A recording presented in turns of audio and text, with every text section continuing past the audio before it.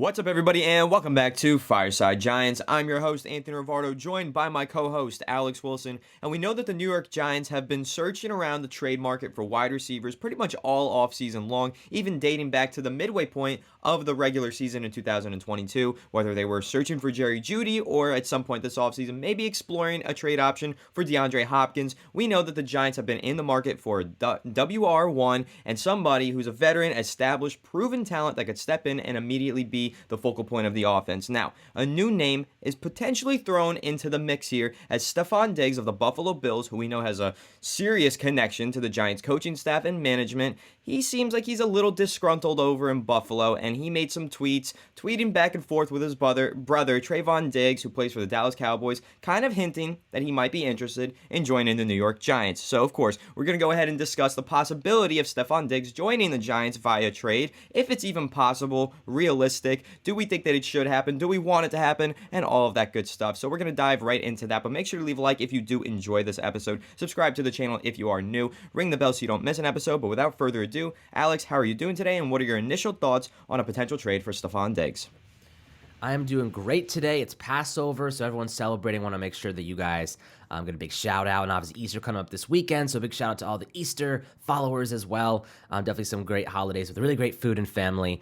So hope you guys appreciate that and enjoy some time with loved ones. But guys, Stefon Diggs, we all know he's a WR1. We all know he's a very, very talented player. Is this a realistic scenario? Someone brought this up in the comments yesterday in our last video, and I was like, you know what, it's a good time to kind of talk about it. Slow, the offseason's kind of slow right now, not much going on. Draft coming up, we're very excited about that, obviously. But the reality is that Stefon Diggs is not really an option. And the reason is his price tag is ridiculous.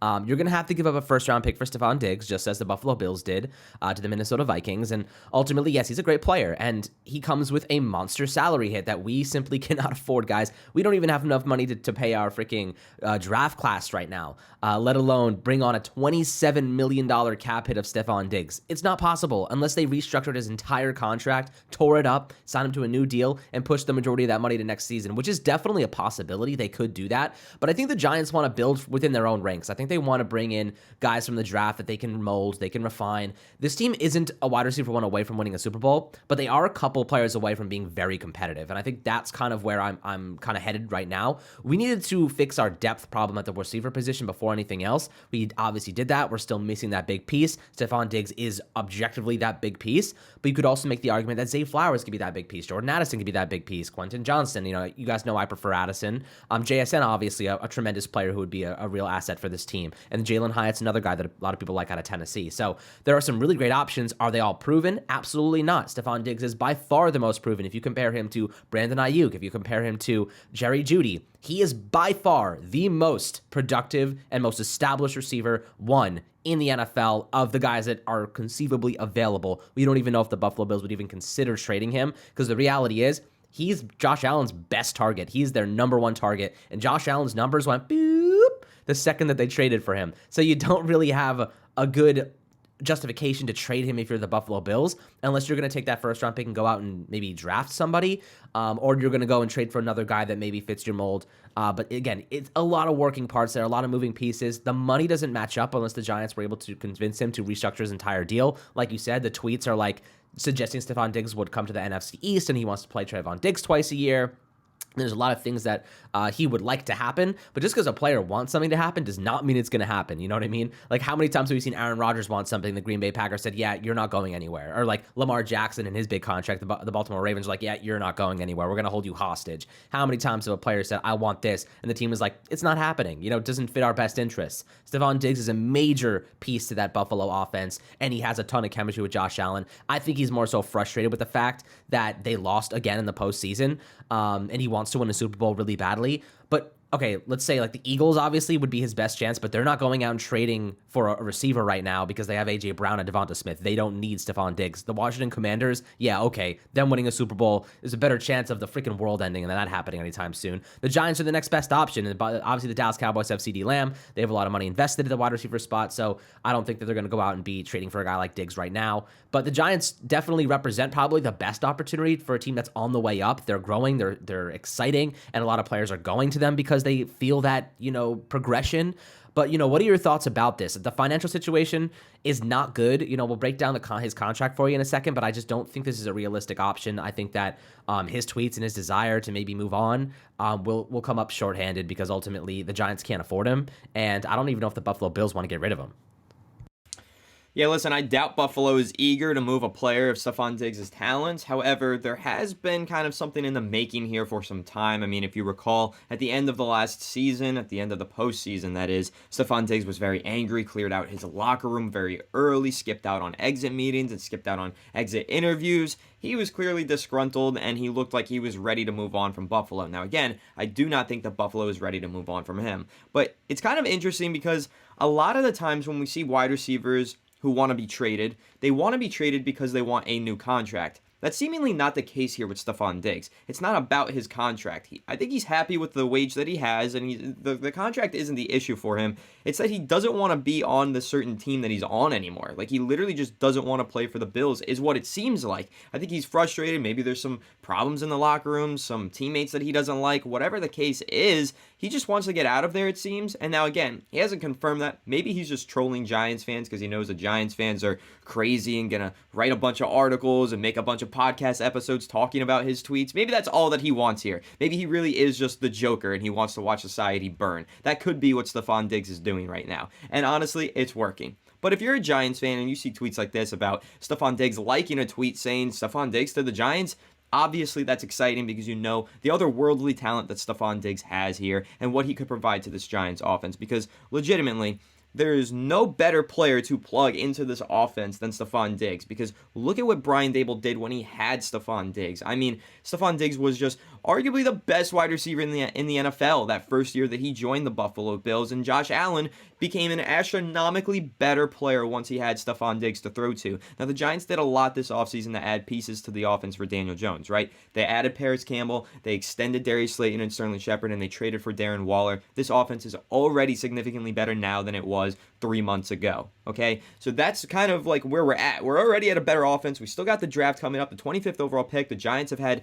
dinner with Zay Flowers, dinner with Jackson Smith and Jigba. They've met with Jordan Addison. They met with Quentin Johnson. They're clearly in the market for a wide receiver, but right now, it looks like the Giants are leaning towards finding that wide receiver in the draft, whether that be first round, second round. That's where they're headed. They want to get a wide receiver early in the draft. And I don't know if that's realistically going to change, and it's because of the main factor that you mentioned, Alex, money. It's the main factor in this whole conversation is the fact that why take Stefon Diggs on a reduced year-by-year salary? I mean, you draft a rookie, you've got him for at least 4 years under contract. You don't have that with Stefon Diggs, and with Stefon Diggs, you're already paying him like he's a superstar, and you might be able to draft a wide receiver who is a superstar and pay him like he's not a superstar. So that's kind of like the whole conversation here, and that's where it really comes to a boiling point, is the fact that the value is just significantly better when you look at a rookie wide receiver who pans out versus Stefon Diggs who pans out. I mean, the shelf life is longer for a rookie. That's ultimately what it comes down to. Now, here's one thing that I will say.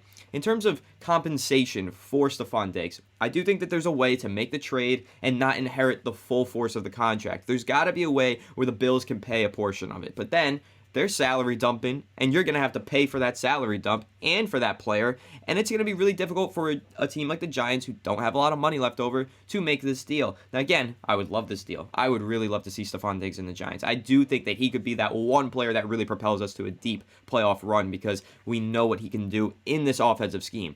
But sacrificing all those draft picks and having to sacrifice that much of your salary cap space to this player, it's a tough sell, and it's just not realistic. Like, I think that the Giants would love to make it happen, but they know that they probably cannot make it happen. Now, I hope I'm proven wrong. I hope that they can make it happen. They can get Stefon Diggs under the salary cap. But I also want to say, in terms of the trade compensation, I think that this is a trade that won't happen until draft day, if it ever does happen. This is something that I can't imagine teams are going to start lining up out the door to inherit this Stefon Diggs contract and make this deal. This is something that we get to draft day. Here's the scenario that I like to throw out. I've thrown this out to you, Alex, before, about Brandon Ayuk, about Jerry Jeudy, a couple of these other guys, but Let's imagine it's night one of the 2023 NFL Draft, Alex. The Giants are on the clock with the 25th overall pick. Zay Flowers, Jordan Addison, Quentin Johnston, name your pick of who you wanted in the first round at the wide receiver position, Jackson Smith-Njigba. They're all off the board. Somehow there was a big run on wide receivers between picks 10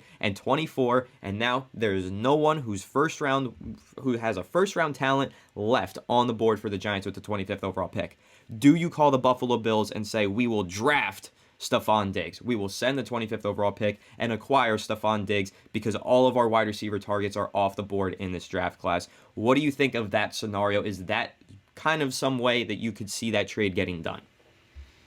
I mean, look, the truth is pretty straightforward, is that for a trade to get done, the money has to make sense, and the money the money doesn't make any sense, right? Like, if you look at his contract right now, he signed a 4-year, $96 million deal. He's going into his second season of it, right, in 2023. So he has a $14.5 million cap hit, which actually isn't awful, but then it balloons to $27.8 million, and then there's an out with a $22.2 million cap hit, dead cap hit, but you could spread that over the duration of the last 3 years. So, it's not the worst thing in the world, but it's still $22.2 million you don't have to spend in the future. So $14.5 million cap hit for the 2023 season certainly isn't bad, but again, he's also aged 30 years old. You know what I mean? Age 30 years old, the fall off for receivers kind of starts then, right? You're going to see him probably begin to regress pretty significantly over the next 2 years compared to his previous highs in career records.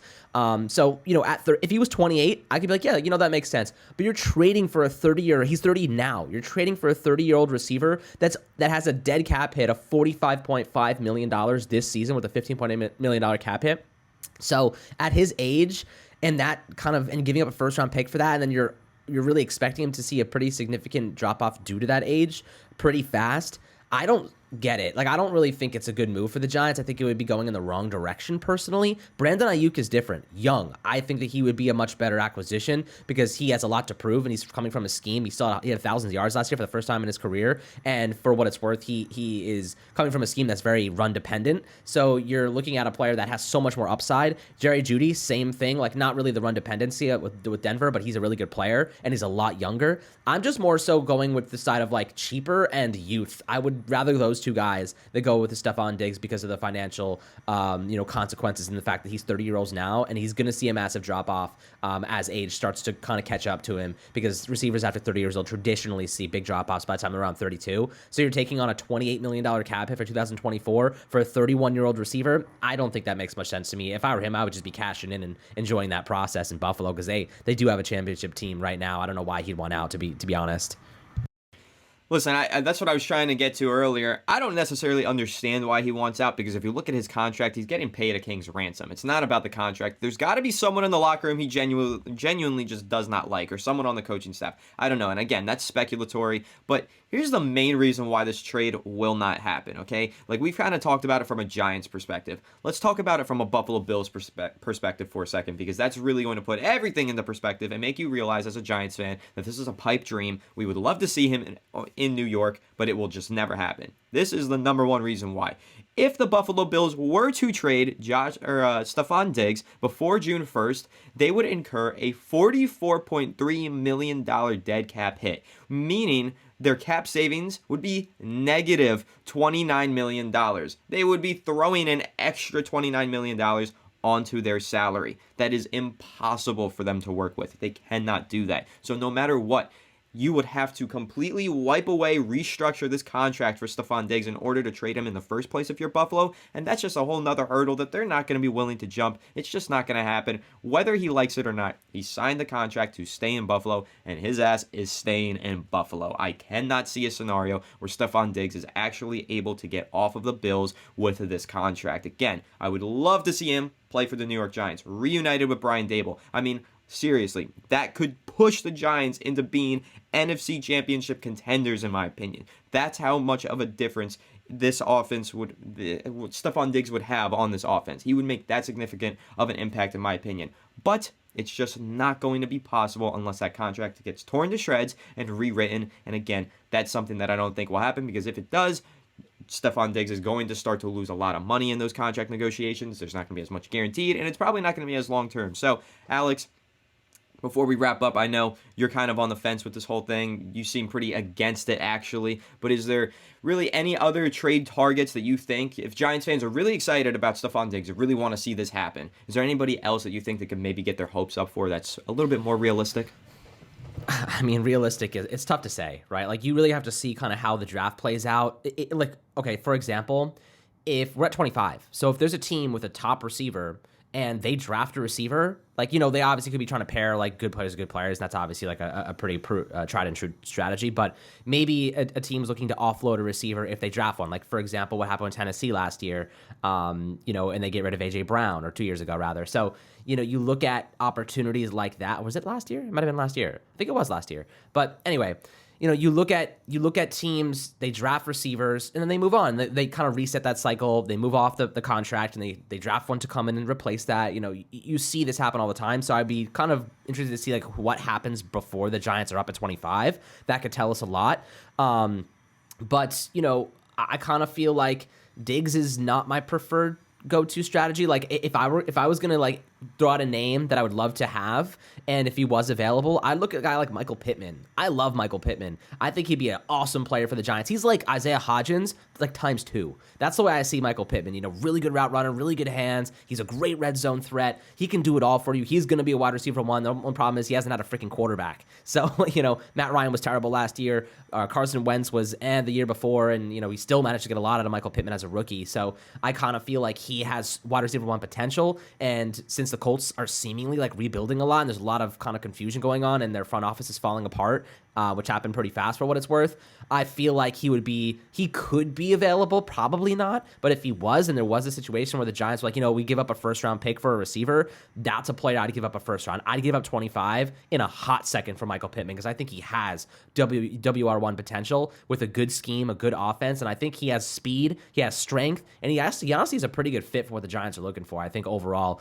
he does a lot of things really, really well, and there's a lot of potential there they haven't even tapped yet, so I'm excited about him. Wherever he stays, if he's on the Colts, if he gets traded, whatever it might be, I think he's going to be a great player. Yeah, I do too, and I love the way that Michael Pittman plays. He's got the physicality to drill through linebackers, drill through wide receivers, like that drill is going crazy in the background of Alex's apartment. However, that's not the focus. The focus is these wide receivers that the New York Giants could potentially be targeting. And again, this is just one of the many options that we've covered right here on Fireside Giants. If you haven't checked out all of our videos, if you're new to the channel, make sure to go check them out and go see some of our other breakdowns on potential trade targets, draft targets, everything in between that we have covered for the New York Giants. And again, make sure to leave a like if you did enjoy this episode, and subscribe to the channel if you are new, and ring the bell so you don't miss an episode. Comment your thoughts on a potential Stefon Diggs trade down below in the comment section. We will catch you all in the next one. Have a good one, and let's go Giants.